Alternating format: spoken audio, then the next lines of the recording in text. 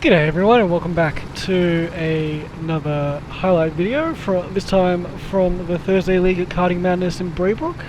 Don't usually do the Thursday nights, but I thought I'd get the extra reps in when I have the night off work, so here we go, just waiting for the lights to go out, and away we go green. You might have noticed at the start there, just before we go green, I hold the throttle down just to sort of get the revs up in the engine, and then as we go green, I release the brake.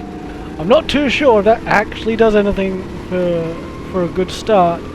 It's just what I've seen some other people do, and it seems to work for them, so I thought, why not give it a go? I've done it for a few weeks now, and it seems to work for me too. Anyway, lap 1, we qualified 5th for this race behind our good friend Luke in the green jumper and the black helmet.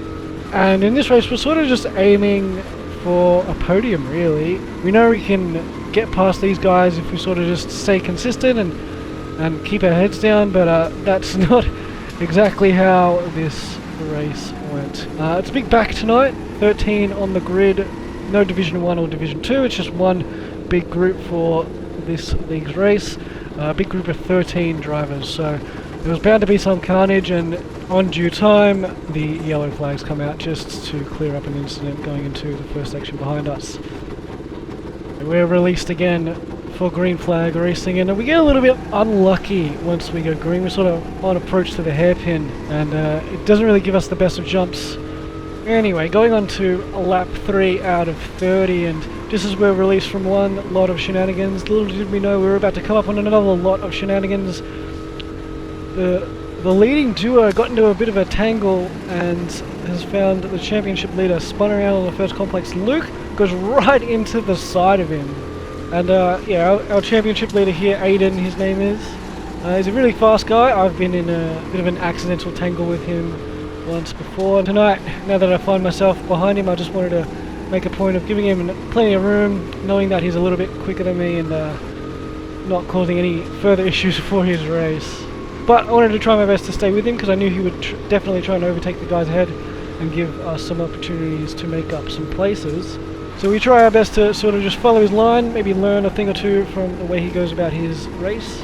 And over the course of the next 10 or so laps, the gap sort of grows and shrinks a little bit.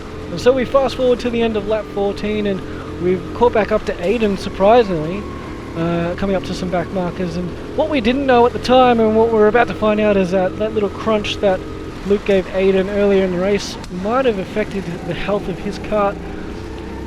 And so we're coming up to some back markers here, just trying to find our way around the guy in the green hoodie. For some reason, he chooses to take the apex in front of Aiden. Nevertheless, me and him both get through cleanly. And yeah, I'm just really surprised to find myself so close to Aiden. Usually, he's quite a bit quicker than me, and has by now run a long way out of sight. But here I am, right behind him. He gets a bit of a tank slapper through the double left-hander. I give him a nudge on the corner, and after that, he's giving me some hand signals. I think what he's trying to say, or at least what I thought what he was trying to say, is, okay, let's just work together, keep it cool, it's still a long race, we're trying to catch the positions ahead of us. And I know he's quick, so I didn't want to give him too much strife. I thought that was probably a good idea to just try and stay behind him. But here's the second sign of trouble. He's a little bit slow on the straight, and then we come back out of the hairpin, and he's slow on the straight again. I almost go right into the back of him, and as I do that, I get a bump myself from behind, getting the hurry up from the rest of the pack right behind me. And you can see the marshals on the side of the track just trying to let Aiden know to sort of move over to the side of the track because he's got an unhealthy kart. But things move so quickly in the moment, and he's a pure racer, and just as I get held up, I get a little bit of a bump from behind and shown the wall from our friend in the grey hoodie, kart number 35.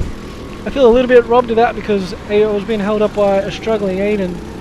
And marshals have seen it and have had enough. They've shown the yellow flag just to sort of slow the pack down, and you'll see just here in a moment Aiden's going to pull into the pits to do a bit of a kart swap.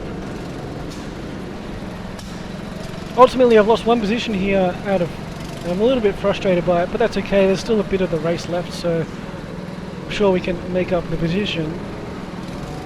And I know I have the pace to get by him, but at this track, because it's so tight, you're sort of just relying on a little bit of a mistake, and there comes the mistake from Marty. He goes a little bit too shallow on entry and wide on exit. He has to go defensive into the second hairpin here, and I have to follow him wide because he holds the apex really tightly.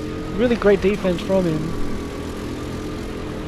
And right now I'm just getting a little bit frustrated. You can see me getting a bit of a tank slapper on the exit of the double left. And so going on to lap 20 now, still following Artie in the grey jumper. He goes a little bit wide on entry into the first complex, and thus he has to take a wide exit, and this is my chance to get by him on approach to the first hairpin. We go around the outside on approach, and we get the job done. We're back up into 5th position, 10 laps to go in the race.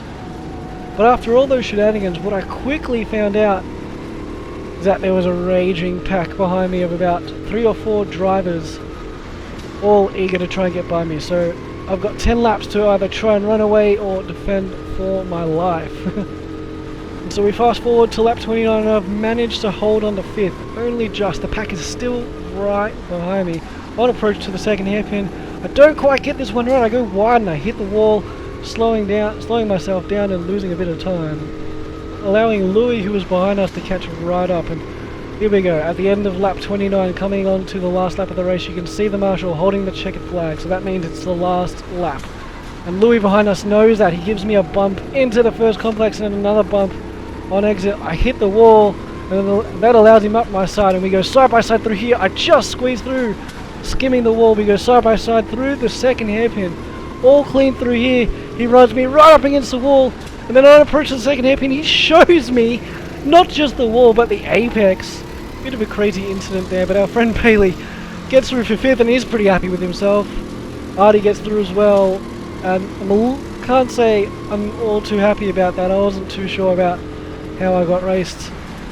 Ultimately, the guy I was racing didn't get by me, but I did lose 2 positions through the melee. Nevertheless, it was still a fun race. Bit of a shorter one for the Thursday night, but still all around good fun.